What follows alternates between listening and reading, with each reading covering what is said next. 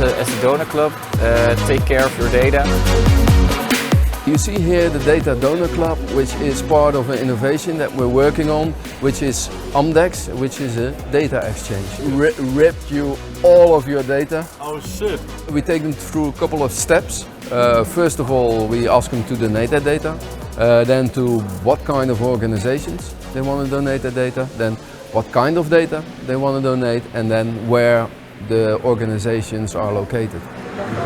You get the Data Donor card. When we take to the other side, we have there 4 tiles, and all those tiles represent an organization.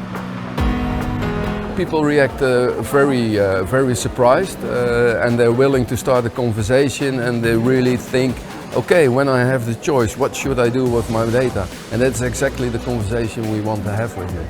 I didn't share a lot of data, so I feel pretty okay about it. It was an interesting experiment. I donated my data on the bicycle, I think. You're part of a new kind of process where you are the owner of your data, where you're doing something mindfully rather than mindlessly.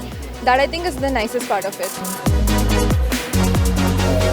Yeah, I definitely think it's important that people get aware that there's a solution coming where you control your data and that it's not, spread all over the internet.